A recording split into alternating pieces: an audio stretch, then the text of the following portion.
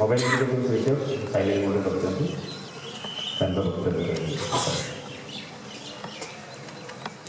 बंधु शुभेच्छा वर्ग एवं शिक्षार्थी माने आपण माने समस्त जानी श्री अरविंद गोटे शिक्षा और शिक्षक संपर्कीय वक्तव्य The path seeing a teacher ought to know is nothing can be known. शिक्षक प्रथम मन रखा उचित जे सी किसी शिक्षा दे पारिबो नाही या तात्पर्य असीम जहाँ श्रीअरविंद बुझाक चाहते सेटा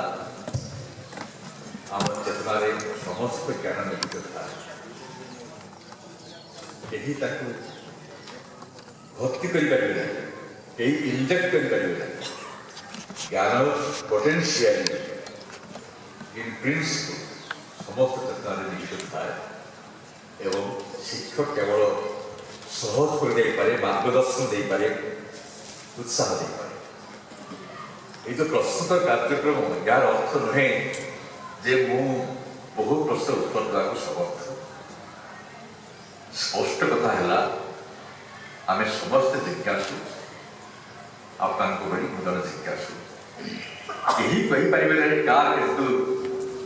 बोधशक्ति रही केतु अधिकार रही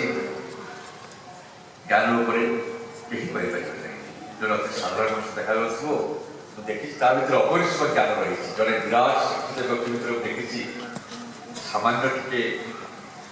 आध्यात्मिकतार अभाव बुझा शक्ति मत ना तेणुक जदि प्रश्न उत्तर दे पारि मुझे चेष्टा करी कहवाई कौटी आप उत्तर पाइबे आदि पारि उत्तर भूमिका मात्र देवी उत्तर दे पारे नहीं उत्तर आपको भीतर रही भूमिका मात्र देवी आ जहाँ बंधु मोर कहीगले छात्र को अधिक अग्राधिकार दिखाई नहीं अच्छा छात्र के प्रश्न आरम्भ कर तो संक्षिप्त हम प्रश्न गोटे प्रश्न जड़े करेंगे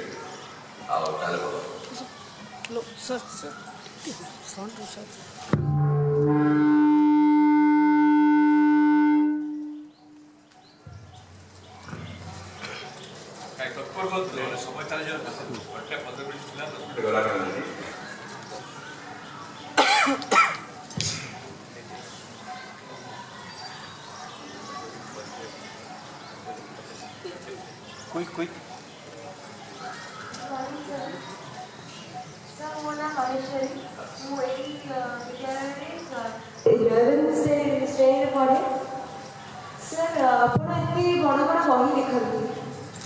inspiration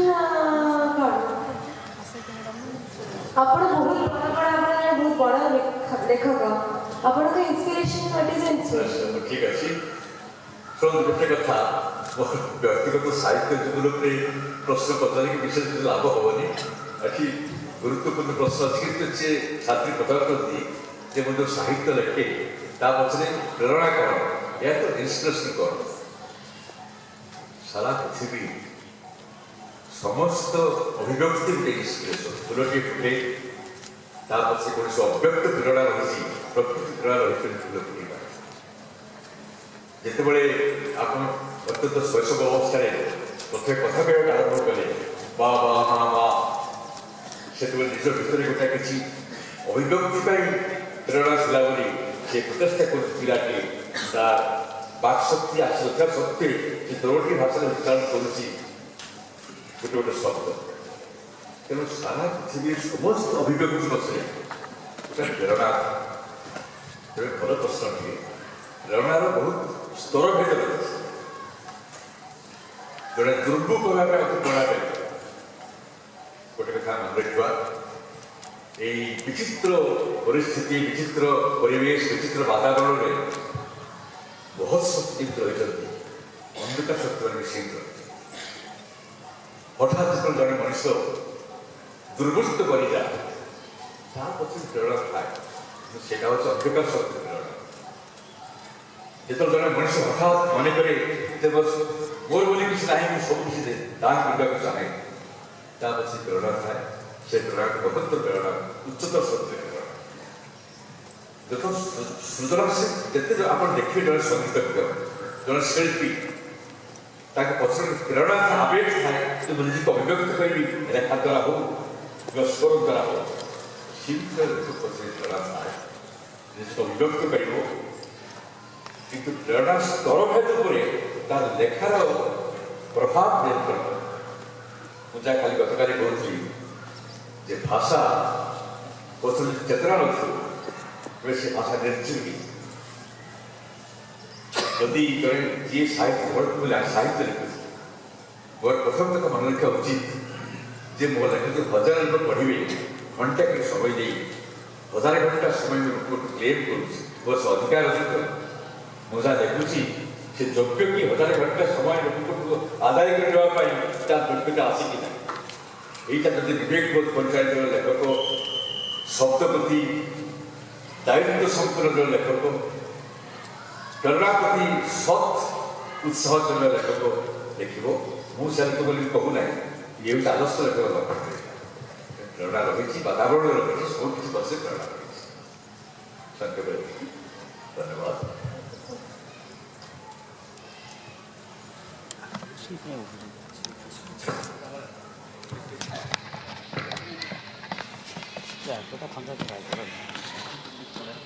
Good morning, sir. Sir, my name is Meera Priyadarshini. Sir, my question है कि आमे गोटे जिनस को करने को चाहूँ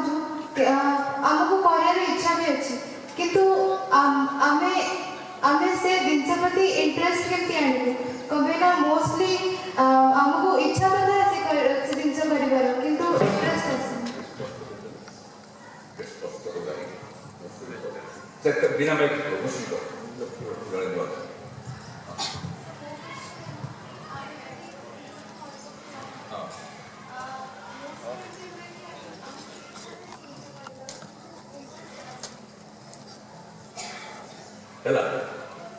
से कहते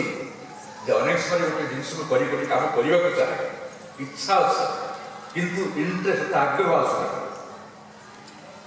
सुंदर प्रश्न ये सब साधारण प्रश्न मन हो पचे अच्छी वास्तविक यौक्तिकता इच्छाटा हुए मानसिक स्तर आस इच्छा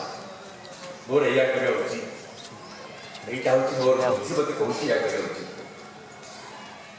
इंटरेस्ट आग्रह आसे प्राण स्तर यदि प्राणर आवेग नथिबो इच्छा को कार्यकारी करी हुए ना इच्छा आसे बुद्धि स्तर मन स्तर आवेग प्रेरणा कि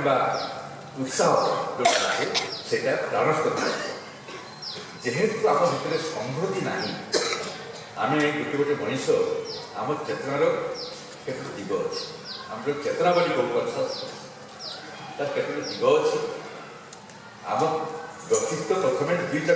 भाग गोटे हूँ स्थूल कलेवर आ गए चेतना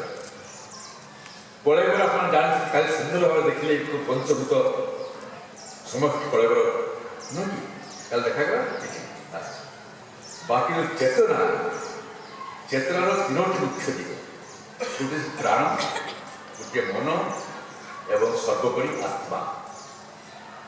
प्राण समस्त जीवजगत रही गुल्मलता पशुपक्षी मनीष समस्त प्राण रही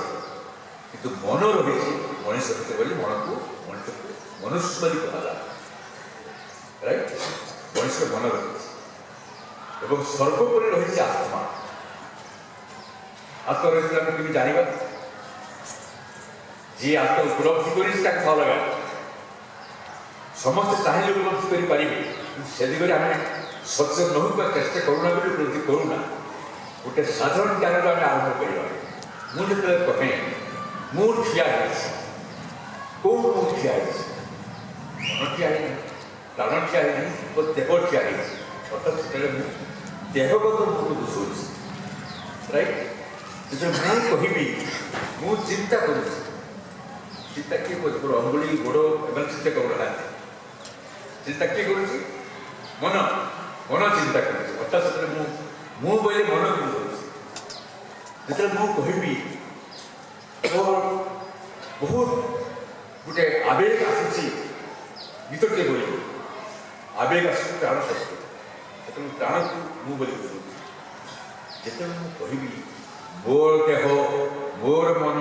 ମୋର ପ୍ରାଣ କାହାର, ଅର୍ଥାତ୍ ଆଉ ଗୋଟେ କିଏ ଅଛି ସପ୍ତାହ ଭିତରେ ବୋଲି ସିଏ କହିପାରିବ ମୋର ମନ, ମୋର ପ୍ରାଣ, ମୋର ଦେହ। ସେ ଚାଲ এই সাধারণ কারণে আমি আত্মা প্রতি আমার যে অভিযান সেটা আরম্ভ করিপারু। ধ্যানস্থ হয়ে যেতবে আমি চেষ্টা করবু ও সবুঠু অন্তঃস্থ যোଉটা সবুঠু গভীরକୁ ଯାଇକି ନିରବରେ ତା ସହିତ ସମ୍ପର୍କ ସ୍ଥାପନ କରିବା ପାଇଁ ସେତେବେଳେ ଆମେ ବୁଝିବୁ ଯେ ଆତ୍ମା ଆମ ସବୁଠୁ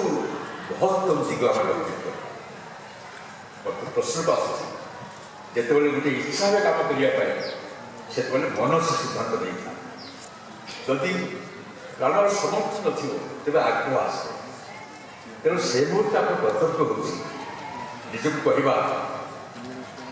ଯେ ମୋ ଭିତରେ ଯେଉଁ ଅସଙ୍ଗତି ଦେଖାଯାଉଛି ଇଚ୍ଛା ଏବଂ ଆଗ୍ରହ ଭିତରେ, ସେଇ ଅସଙ୍ଗତି ଦୂର କରିଦିଅ ହେ ମୋର ଆତ୍ମା। କାରଣ ତୁମେ ଏକମାତ୍ର ସମସ୍ତ ଦିଗ ଭିତରେ ସଙ୍ଗତି ସ୍ଥାପନ କରିପାରେ। ଆତ୍ମା ଛଡ଼ା ଆମ ଚେତନାରେ ସଙ୍ଗତି ସ୍ଥାପନ କେହି କରିପାରିବେ ନାହିଁ। ଆମେ ସମସ୍ତେ ପ୍ରତ୍ୟେକ ମୁହୂର୍ତ୍ତରେ ସଂଘର୍ଷମୟ ଚେତନା ନେଇ ରହିଛୁ। କେତେ ପ୍ରକାର ଭାବ ଧାରଣା ପରସ୍ପର ବିରୋଧୀ ଧାରଣା ରହୁଛି। କେବଳ ଯେତେବେଳେ ଆତ୍ମା ପ୍ରଭାବିତ କରିପାରେ ଆମକୁ, ସେମାନେ ଶାନ୍ତ ହୋଇଯାଆନ୍ତି। ଆତ୍ମା ହେଉଛି ଗାର୍ଜନ, ତାପରେ ସମସ୍ତେ ଅଭ୍ୟସ୍ତ ହୋଇଯାଆନ୍ତି। ତେଣୁ ଉପାୟ ହେଉଛି ଟିକେ ନୀରବ ରହିବା, ନୀରବ ରହିକି ନିଜର ଅନ୍ତରାତ୍ମାକୁ କହିବା ଯେ ମୋର ଏଇ ଯେଉଁ ଦ୍ୱନ୍ଦ୍ୱ ଦେଖାଯାଉଛି ଏଇ ଦ୍ୱନ୍ଦ୍ୱ ସମାଧାନ ସେ କରିଦେବ। ଆପଣ ଦେଖିବେ ଆଜି ନହେଲେ କାଲି ନହେଲେ ପରଦିନ ସମାଧାନ ହେଇଯିବ। ଯଦି ସେ ଇଚ୍ଛା କାର୍ଯ୍ୟକାରୀ ନ ହେବାର କଥା, ଇଚ୍ଛା ଦୂରୀଭୂତ ହେଇଯିବ। ଯଦି କାର୍ଯ୍ୟକାରୀ ହେବାର କଥା, ଆଗ୍ରହ ବଳେ ବଳେ ଆସିବ। ଓକେ।